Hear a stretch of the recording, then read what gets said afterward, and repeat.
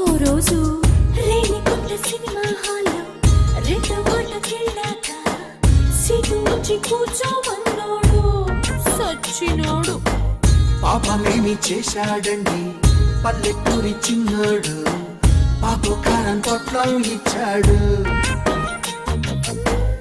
ఇచ్చినట్టు ఇచ్చి మీద మీద పోసి అరరే అరరే అని తడిమేశాడు.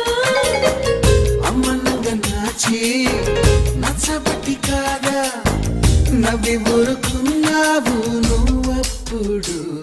ఎంత నా తోడైనా వీడే నా వాడు, ఇంత బంగారమే సొంతం అయితే ఏం చేస్తాడు దాచేస్తాడు.